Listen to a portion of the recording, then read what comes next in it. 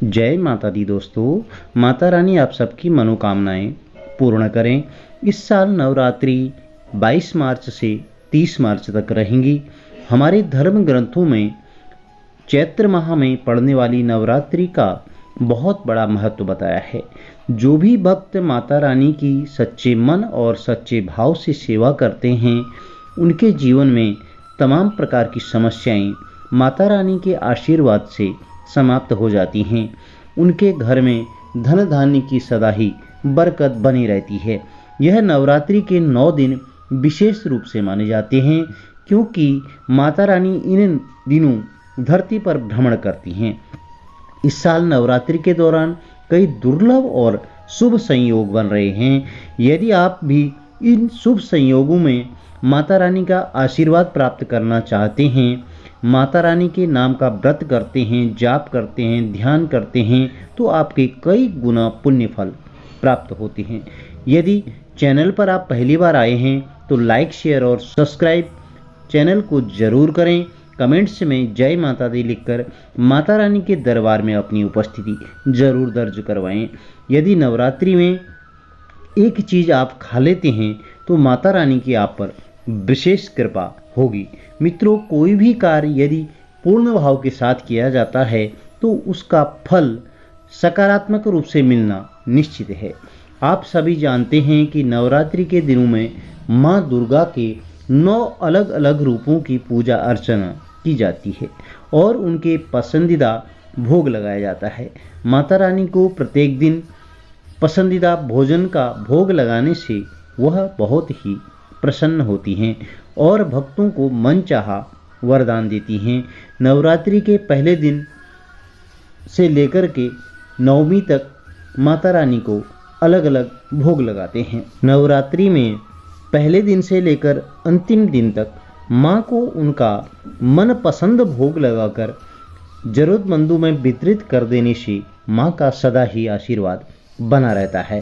पहला दिन माँ शैलपुत्री का होता है।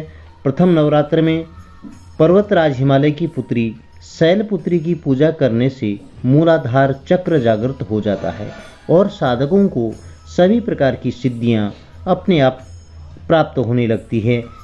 इन्हें गाय का घी या उससे बने पदार्थों का भोग लगाते हैं तो जन्म जन्मांतर की गरीबी दूर होने लगती है।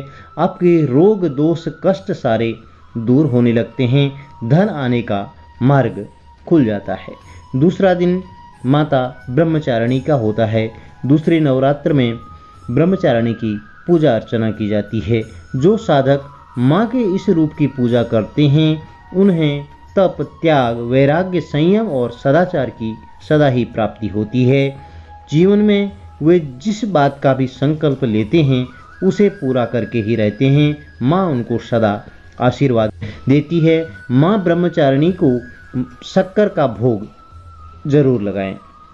माँ के इस रूप में मस्तक पर घंटे के आकार का अर्धचंद्र बना होता है, जिस वजह से इनको चंद्र घंटा कहते हैं। तीसरे नवरात्र में माँ के इसी रूप की पूजा की जाती है। माँ की कृपा से साधक को संसार के सभी कष्टों से छुटकारा मिलता है। शेर पर सवारी करने वाली माता को दूध और दूध से बने भोजन का भोग लगाया जाता है और माँ चंद्रघंटा को घंटी जरूर बजाएं पूजा करते समय। उसके बाद कुष्मांडा देवी होती हैं माता का दूसरा रूप। अपने उदर से ब्रह्मांड को उत्पन्न करने वाली माँ कुष्मांडा चौथे नवरात्र में पूजा करने का विधान है। इनकी आराधना करने वाले भक्तों के सभी प्रकार के रोग और कष्ट मिट जाते हैं। साधक को माँ की भक्ति के साथ ही आयु, यश, बल और बुद्धि की प्राप्ति होती है। माँ को भोग के रूप में मालपुआ अति प्रिय हैं, तो माँ कुष्मांडा को चौथे दिन पूजन अर्चन के बाद मालपुआ जरूर भोग के रूप में अर्पित करें और प्रसाद के रूप में स्वयं भी ग्रहण करें। पंचम दिन होता है स्कंद माता का।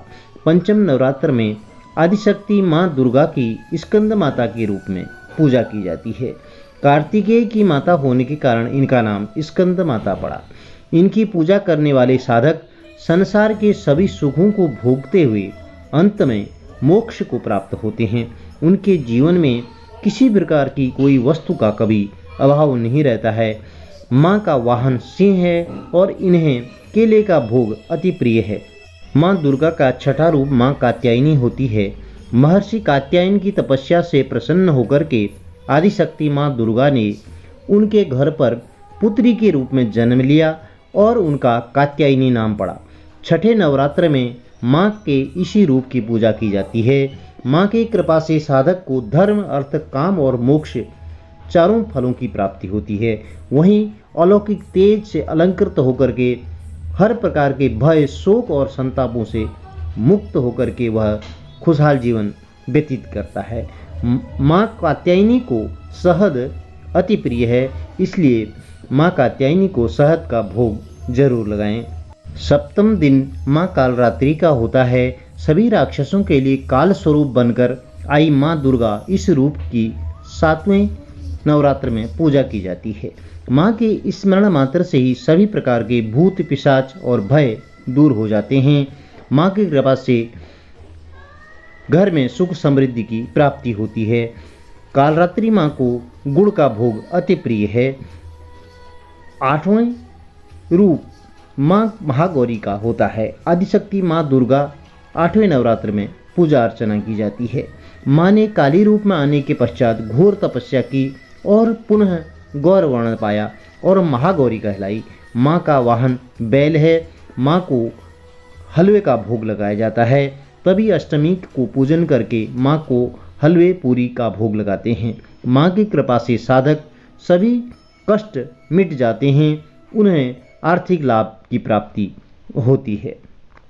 9वां रूप होता है दुर्गा माँ का सिद्धिदात्री। 9वें नवरात्र में माँ के इस रूप की पूजा एवं आराधना की जाती है। जैसा कि नाम से स्पष्ट है कि माँ का यह रूप सभी प्रकार की सिद्धियाँ प्राप्त करने वाला होता है। जिस पर माँ की कृपा हो जाती है उसके लिए जीवन में दोस्तों कुछ भी पाना असंभव नहीं रहता है। माँ सिद्धिदात्री को खीर अति प्रिय है, इसलिए माँ सिद्धिदात्री को खीर का भोग अवश्य लगाना चाहिए। और सभी माताओं को जब पूरे नवरात्र के 9 दिन भोग लगाते हैं तो उसके बाद प्रसाद स्वरूप स्वयं भी ग्रहण करना चाहिए और परिवार के सभी सदस्यों में बांटना चाहिए। माता रानी की विशेष कृपा आपके कुटुंब पर, परिवार पर बनी रहेगी। कमेंट्स में जय माता दी जरूर लिखें। माता रानी आपकी इच्छाएं, मनोकामनाएं पूर्ण करें। जय माता दी।